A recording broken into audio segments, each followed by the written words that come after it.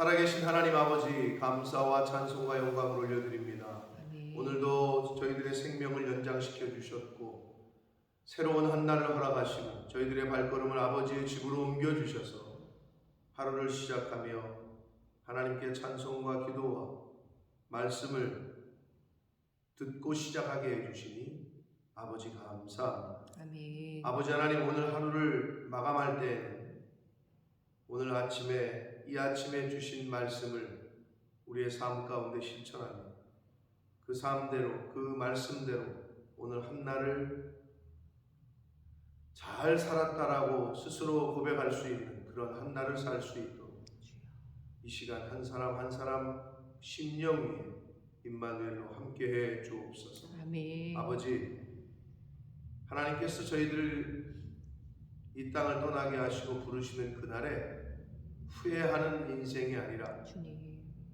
하나님 앞에 기쁨과 감사함으로 설 수 있는 저희들의 이 땅에서의 삶이 되도록 아버지 은혜 내려 주옵소서. 아멘. 아버지, 이 시간 말씀을 듣겠사오니 성령 하나님께서 이 시간을 온전히 주장해 주옵소서. 아멘. 예수 그리스도 이름으로 축복하며 기도 올리옵나이다. 아멘. 아멘. 자, 10장은 우리가 읽은 20절까지는 그 8번째 재앙, 메뚜기 재앙의 이야기가 나옵니다. 자, 8번째 재앙인데 제가 어제 잠깐 말씀드렸는데 147, 258, 369 첫 번째, 네 번째, 일곱 번째 재앙의 특징은 이른 아침에 내린 재앙, 이른 아침에 예고를 하시고 내린 재앙이라는 특징이 있고요. In the morning.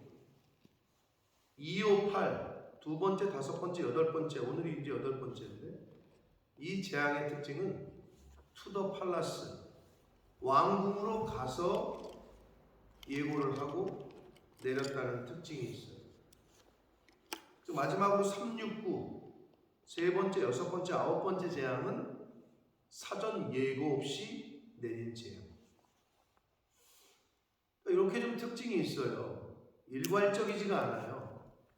그러니까 아침에 예고를 하건 왕궁으로 예고를 하건 예고 없이 하건, 그러니까 시간적이건 또는 인간의 권력의 중심이었던 왕궁으로 들어가서 예고를 하건 아니면 그냥 밖에서 예고를 하건 아니면 사전 예고 없이 하건, 그건 하나님의 주권이 있다.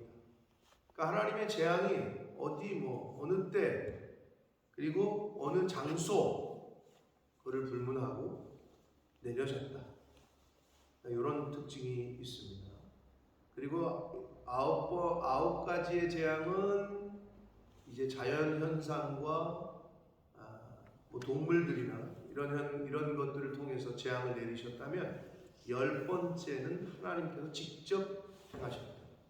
이런 특징이 있다라는 게 10가지 재앙을 우리가 지금 다시 보고 있는데 그런 기본적인 그런 특징이 있다라는 거. 그래서 8번째 재앙도 왕궁으로 들어가라, 왕궁으로 가서 예고를 하는 겁니다. 자, 여호와께서 모세에게 이르시되 바로에게로 들어가라. 내가 그의 마음과 그의 신하들의 마음을 완강하게 함은 나의 표징을 그들 중에 보이기 위함이다. 바로의 마음의 교만한 상태 그대로 두신 것은 하나님이 하시는 일을 나타내게 하기 위함이다 라는 거예요.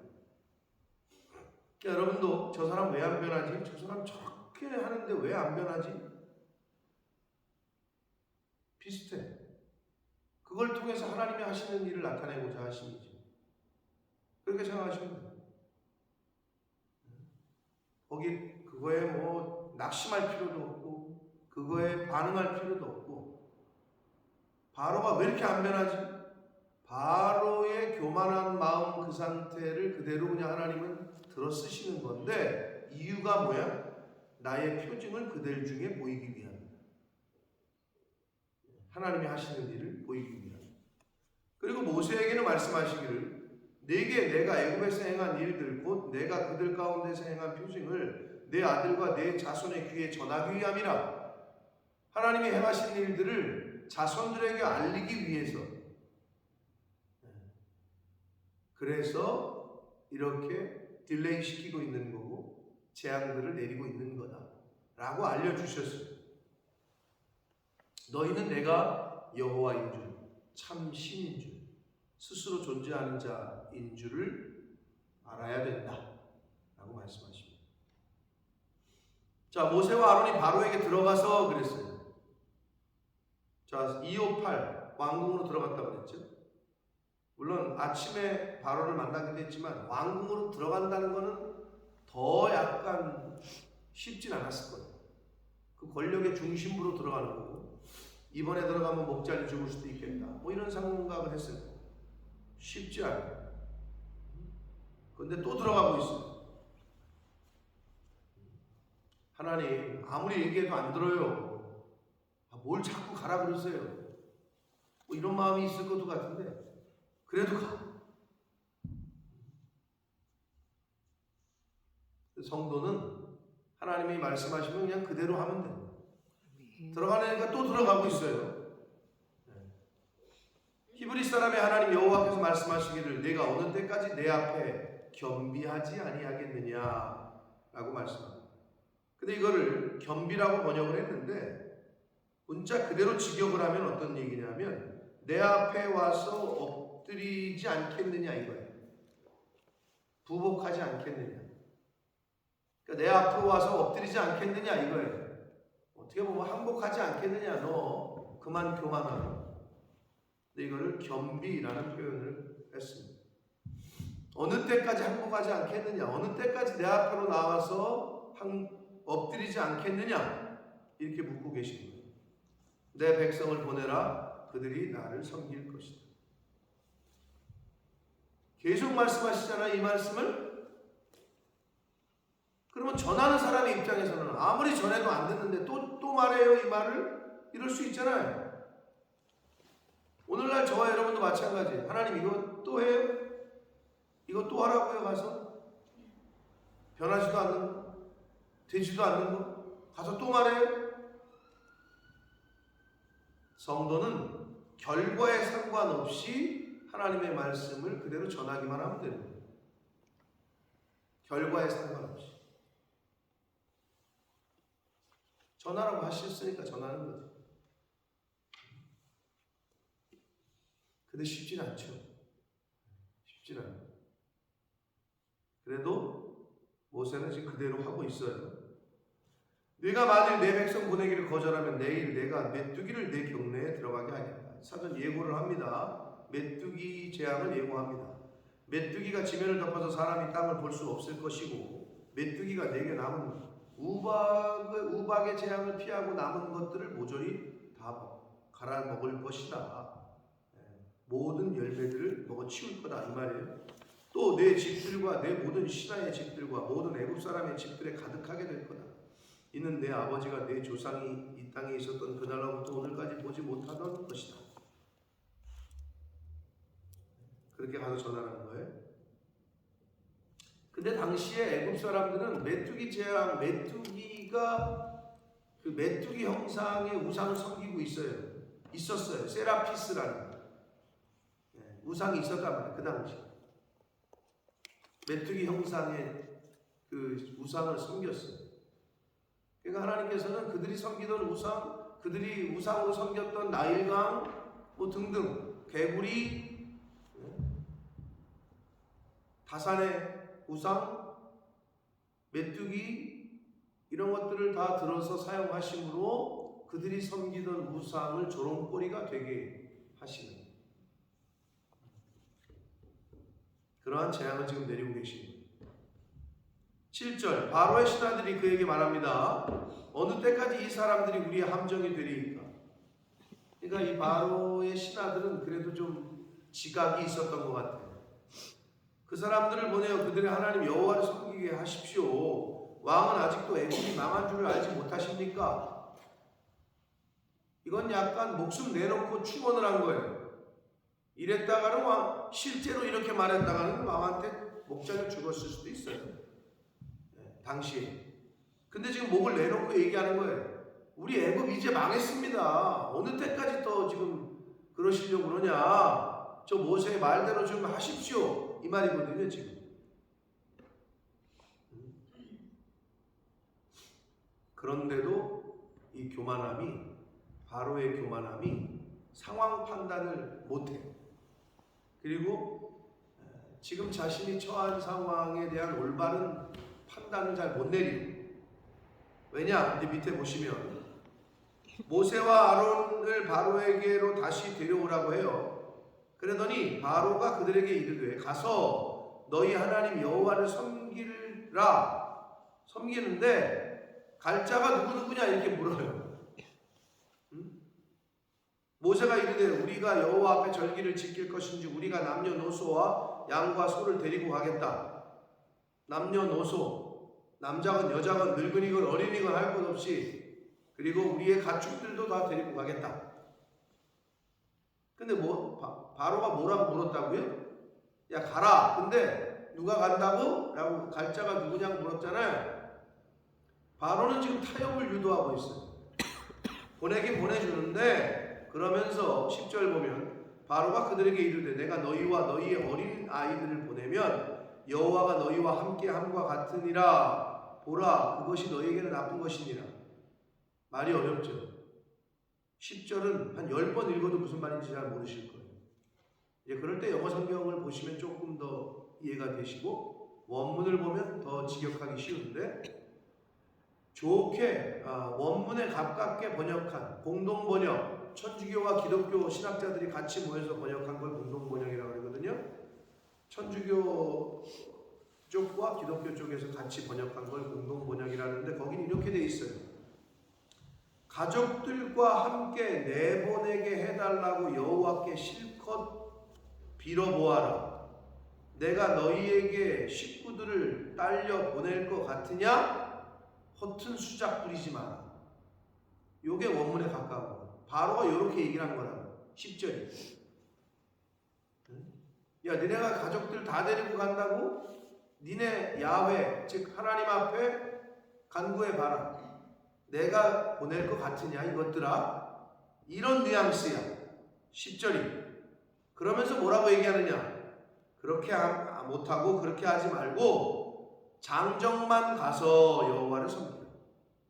장정만 가서. 즉 남자들만 가라는 거예요. 어른들만. 그것도 남자들만. 늙은이와 어린아이들, 여자들 빼고. 이것이 너희가 구하는 바니라. 이에 그들이 바로 앞에서 쫓겨난다. 그러니까 완전한 허락이 아니야. 자, 그렇다면 여기서 왜 바로가 남자들만 보내고 어린아이와 여자들은 안 보낸 걸까요? 이유는 단 하나야. 갔다가 다시 오게 하려고. 볼모로 잡아두는 거야. 즉 바로는 쟤네들이 제사 드리러 간다고? 갔다가 이것들이 도망칠 거야. 다시 안 올 거야. 이게 싫은 거예요. 노예들이 없어지는 게 싫어. 그래서 남자들 니네 가서 제사 드리고 와. 여기 니네 가족들은 내가 잡아둘게. 이거예요. 근데 여러분 요즘 요게 뭐냐? 하나님을 믿는 사람이 악으로부터, 죄로부터 발을 띄고 손을 씻으려면 완전하게 씻어야 되거든. 근데 세상은 볼모를 잡아두는 게 있어요. 왜? 다시 이쪽으로 오게끔. 하나님을 제가 진리를 들었네. 제가 이제 하나님 쪽으로 가겠네. 그러나 이것만은 붙잡고 있어야 얘가 다시 이쪽으로 오겠지 라고 하는 게 있어요. 그게 인간의 이제 연약함이죠. 그게 여기서 가족일 수도 있고, 또는 물질일 수도 있고, 또는 명예일 수도 있고, 야, 한 자리 줄게. 이걸 위협하고, 자식들, 너 자식들. 근데 성경은 계속 예수님이 말씀하셨죠? 나보다 더 자식들을 너희들이 더 사랑했다. 자식들이 방해가 돼. 하나님을 믿는 데 있어서. 즉 가족들이. 핏줄이 또는 물질이 또는 명예가 이런 요소들이 우리를 완전히 단절하지 못하게 하는 볼모로 잡아두는 게 있어요. 그리고 이걸 가지고 세상은 타협을 유도해요. 이걸 가지고 그런 것들이 있죠. 우리 신앙생활 할 때. 이제 그럴 때 우리들이 잘 분별해야 돼요.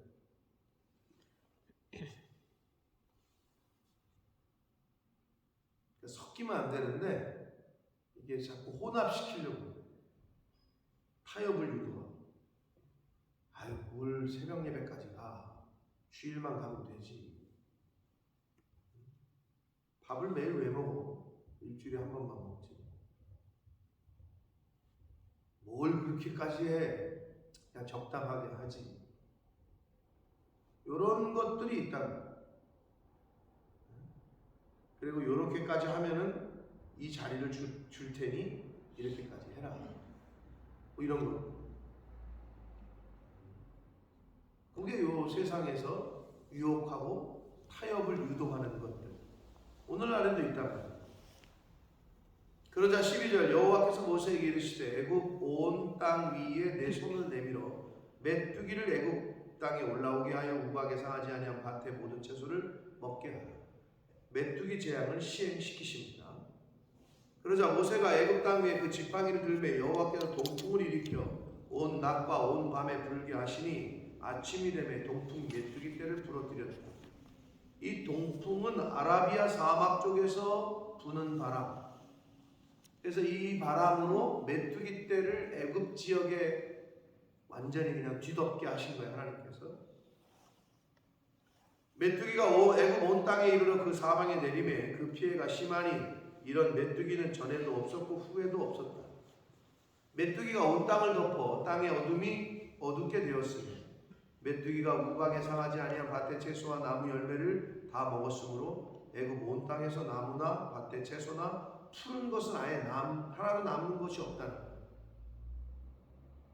이렇게 되니 바로가 모세와 아론을 급히 부릅니다. 이르되 내가 너희의 하나님 여호와와 너희에게 죄를 지었다. 이제 좀 깨닫고 회개하는 것 같은데 바라건대 이번만 나의 죄를 용서하고 너희의 하나님 여호와께 구하여 이 죽음만은 내게서 떠나게 하라. 근데 이 바로의 이 회개랑 고백도 거짓 고백이 됐죠. 다시 메뚜기 떼 재앙이 그치니까 여전히 돌려보내지 않았다. 인간이 어리석어요. 하나님을 찾고 구하다가 좀 안전해지고 평안해지고 조금 이제 그 어려움이 가시니까 그 다음부터 다시 하나님을 떠나. 우리의 모습이죠. 바로의 요소죠. 그러니까 당장 내 앞에 놓인 어려움만 해결이 되면 그러면 더 열심히 하나님께 충성하고 하나님을 섬기고 해야 되는데 인간이 연약함인 동시에 어리석음이고 죄성이고 이게 바로의 요소예요. 하나님이 그걸 그치게 해주시니까 고쳐주시니까 이제 해결해 주시니까 다시 옛날로 돌아가. 이게 반복이에요. 10번이나 반복한 거 아니에요? 바로가? 우리 인생에서도 그런 사람들이 있다고. 하나님이 은혜 주셨으면 그때는 잘할게요. 근데 은혜 주시니까 언제 그랬나는 듯 다시 또 똑같아요. 그러다가 다시 어려움이 오니까 다시 하나님 앞으로 나오네. 그러다가 그 어려움을 해결해 주니까 다시 또 그러네. 10번이나 그랬다는 거지 바로. 그게 인간의 모습들이 있어요. 이런 모습들이. 그걸 바로의 요소라고 하는 거예요. 그게 내 안에 있나 살피시는 거고. 근데 여러분 마지막은 장자의 죽음이라 그랬어요. 첫 것의 죽음. 가장 소중한 것을 하나님이 내가 여기는 가장 소중한 것. 근데 생각해 보세요. 인간이 가장 소중하게 여기는 게 하나님이야. 하나님이 하나님을 어떻게 징계하냐고. 그러니까 징계를 못하거든. 근데 인간이 하나님이 아닌 다른 걸 가장 소중하게 여겨. 그게 물질이건 그게 자식이건 그게 어떤 명예건 그거를 하나님이 징계를 하신다는 거. 그러니까 어리석게 다른 거가 첫 번째가 돼서는 안 된다. 성경은 그걸 계속 얘기하는 거예요. 그 얘기를. 다른 게 첫 번째가 돼서는 안 된다. 근데 이렇게 보면 하나님보다도 더 어떤 게 첫 번째인 게 보이는 분들이 있어. 하나님이 첫 번째가 아니야. 교회가 첫 번째가 아니야. 교회를 첫 번째로 여기는 목사, 교회를 첫 번째로 여기는 성도, 한 사람만 있어도 교회는 무너지지 않아요. 그게 하나님의 교회이기 때문에. 아무리 누가 뒤 흔들려고 해도. 근데 목사나 성도가 전부 하나님이 두 번째고 교회를 두 번째로 여기잖아요. 그럼 그 교회는 문을 닫는 거예요. 왜? 하나님의 영광이 거기 거하실 수 없기 때문에 떠나는 거예요. 하나님의 영광이 떠난다. 하나님의 영이 예루살렘 성전을 떠나듯이. 이걸 다른 얘기로 하면 소돔과 고모라가 하나님 앞에 합당한 의인 한 사람만 있었어도 하나님은 그 땅을 멸하시지 않았을 거라고 우리에게 알려주시잖아요. 어떤 가정에 하나님 앞에 인정받는 사람 한 사람이건 그게 아버지건 엄마건 자식이건 그럼 그 가정은 망하진 않아요. 어려움은 있을지 몰라요. 근데 온 가족이 단일이 돼서 하나님 제일주의로 산다. 그러면 마주 복을 받죠. 형통하죠. 그런데 나머지는 다 그냥 세상의 기준으로 살고 한 사람만 그렇다. 그러면 이제 그 가족이 영적 싸움을 하는 거죠. 왜? 기준이 다르고 따르는 사상과 풍조가 다르니 나머지는 다 세상의 풍조와 사상을 따라 사는데 한 사람만, 엄마만 또는 자식만 하나님 말씀대로 살려고 하니 사람의 원수가 집안 식구다. 예수님이 말씀하셨잖아요. 왜? 영이 달라. 정신이 달라. 딸내미는 교회 가가지고 목사님 말씀을 듣고 와가지고 성경대로 살려고 하는데 다른 가족들은 세상의 기준이에요. 그러니 충돌을 하죠. 그러니 안 되지.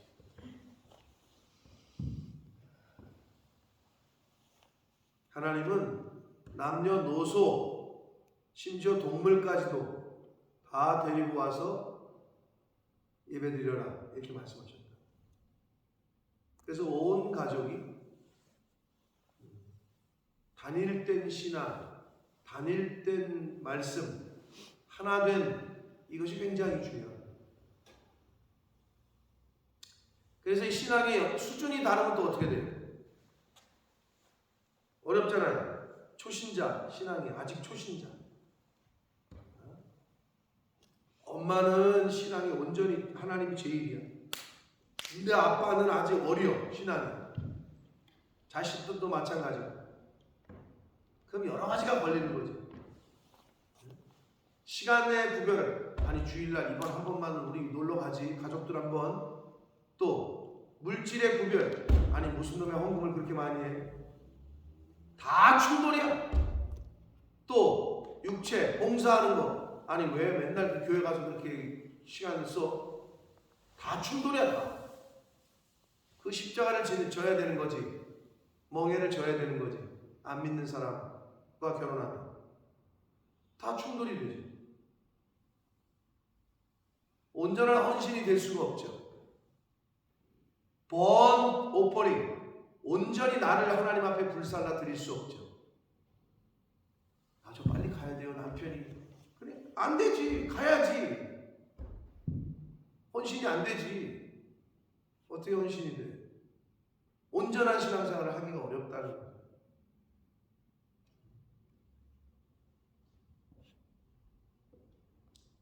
이 바로는 하나님 앞에서 상황만 모면하려고 하는 거짓 회개와 거짓 고백을 드리고 있다. 그러니까 지금 당장의 고난을 벗어나기 위한 그러한 기도 생활, 신앙생활 하는 사람들이 많이 있다는 거예요. 근데 하나님이 또 그걸 속아줘. 그래, 네가 이렇게 고백하니까 내가 이번에 네 어려움을 해결해 줄게. 해결해 줬네? 웬걸? 또 옛날에 또 돌아가.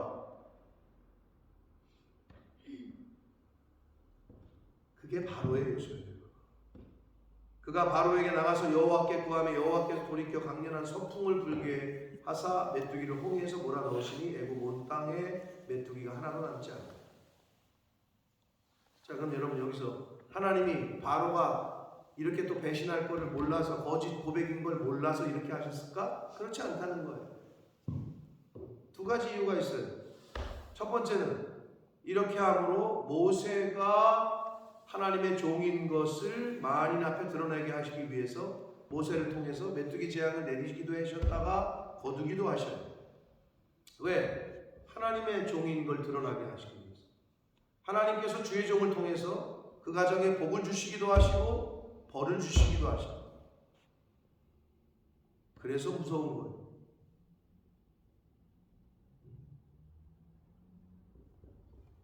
또 하나 이유는 하나님의 때가 아직 이르지 않았기 때문에 하나님께서 메뚜기 재앙을 다시 거두신 거예요. 왜? 아직 하나님의 온전한 때가 이르지 않았기 때문에. 그래서 그 두 가지 이유 때문이지 착각하지 마시라고.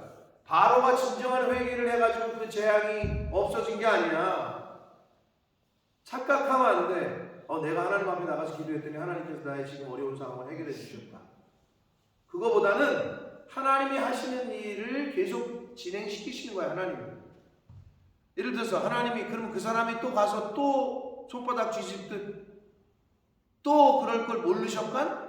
안다니까. 그런데 우리는 어떻게? 내가 가서 기도했더니 하나님이 응답하셨다. 이 생각이 아니고 그 생각은 버리셔야 되고 하나님의 은혜이고 하나님의 때를 하나님이 하시는 일을 진행하시는 거야. 하나님께서. 하나님이 그렇게 무슨 우리에게 속으실 분도 아니고 만월이 여김을 받으실 분도 아니고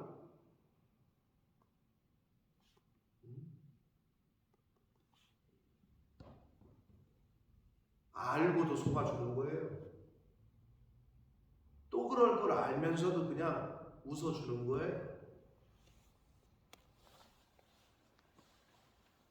그게 10가지 재앙에 담겨있는 오늘날 우리에게 주는 메시지라고. 사랑하는 성도 여러분, 나에게 바로의 요소가 있나를 잘 살피셔서 그 바로의 요소를 뽑으시라. 아멘. 그거 못 뽑으면 매일 다람쥐 쳇바퀴 도는 생활을 할 거예요. 매일 오르락 내리락, 매일 똑같은 것을 빙빙빙 도는, 전진이 안 되고 계속 그 자리. 신앙의 진보가 그리스도의 장성한 분량에까지 조금이라도 계속 이렇게 좀 가야 되는데 올라갔다 떨어졌다 올라갔다 내려갔다. 그걸 계속 해야 돼요. 롤러코스터처럼. 그러니까 삶이 힘든 거예요. 그렇게 되면 어떻게 돼? 주변 사람들도 힘들어.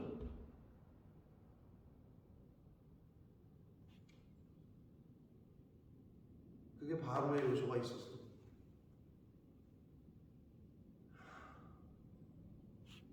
목사인 제가 맨날 그냥 업다운이 심하다고 생각을 해요.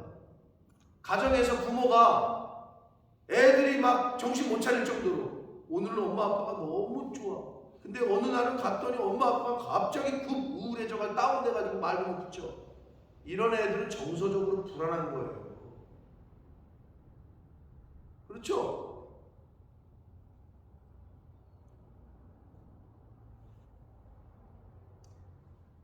어떤 상황을 만나셔도 그냥 이렇게 좀 무던하게 좋은 일이 생겨도 너 하나님께만 감사하고 나쁜 일이 생겨도 그냥 하나님께만 감사하고, 좋은 일이 생기면 그냥 또 좋아가지고 그러고, 나쁜 일이 생기면 또 그냥 너 때문에 그렇다고 하고, 그냥 자식들한테 짜증내고 주변 사람들한테 짜증내고, 이제 이런 거 그만하고, 좋아도 하나님께, 어려운 일을 당해도 하나님께, 그렇게 신앙생활 하시는 저와 여러분 되시길 축복합니다. 아멘. 아멘. 좋아도 하나님께 나와서 감사하고, 어려운 일 있어도 하나님께 나와서 울고, 사람들한테는 똑같이, 아니 그런 어려운 일이 있었어? 근데 왜 얘기 안 했어? 아니 근데도 뭐가 그렇게 그냥 전혀 그렇지 않게, 좀 이 정도가 돼야 되지 않냐 이거야. 새벽 성도라면 다른 사람은 뭐 볼 것도 없고, 새벽에 나와서 그래 매일 이렇게 그래도 매일 기도하고 말씀을 듣고 하는 저와 여러분이라면 이제는 그 정도의 수준에 좀 도달해야 됩니다. 출애굽기를 통해서 다시 한번 하나님이 주시는 은혜와 깨닫게 하시는 것들이 있습니다. 여러분, 그러니까 절대 진짜 무슨 큰일을 당해도 두려워하지 마시고 떨지 마시고, 그리고 너무 좋은 일이 생겨도, 너무 좋은 일이 생겼어? 그럼 하나님께 감사해야 해요. 하나님께. 근데 좋은 일이 생겼는데 자기네들끼리 잔치를 벌이고 있어. 하나님께 감사할 생각을 안 해. 그거는 아닌 거예요. 감사한 일이 생겨도 하나님 앞에, 어려운 일이 생겨도 하나님 앞에 나오시는 저와 여러분, 그러한 신앙생활을 하시는 저와 여러분이 되시기를 예수 그리스도 이름으로 축복합니다. 아멘. 살아계신 하나님 아버지, 감사와 찬송과 영광을 올려드립니다. 아버지 하나님, 돈으로 살 수 없는 생명, 돈으로 살 수 없는 시간을 허락하셨습니다. 돈으로 해결할 수 없는 건강도 주셨습니다. 만약 어제 우리가 사형 선고를 받았거나, 만약 어제 사고를 당했거나, 그러면 이 모든 게 무슨 소용이 있겠습니까? 아버지, 그런데도 불구하고 하나님이 베푸신 그 많은 은혜들에 대하여 감사하게 하지 못하는 그러한 사단의 유혹과 눈을 어둡게 하고 귀를 어둡게 하고 우리의 마음을 어둡게 하는 요소들이 우리 주변에 있습니다. 주여, 성령의 빛으로 저희들에게 임해 주셔서 아멘. 무슨 일이 있어도 범사에 감사하게 하시고, 아멘. 범사에 하나님을 찾게 하시고, 아멘. 범사에 하나님 앞에 나와 기쁜 일이 있어도 하나님 앞에, 슬픈 일이 있어도 하나님 앞에, 아버지, 이렇게 신앙생활하는 제가 되게 해주시고, 이 자리에 있는 하나님의 자녀들이 되게 하시고, 이 말씀을 듣는 모든 심령들이 될 수 있도록 아멘. 성령 하나님 임마누엘로 함께하여 주옵소서. 아멘. 예수 그리스도 이름으로 축복하며 기도 올리옵나이다. 아멘. 아멘.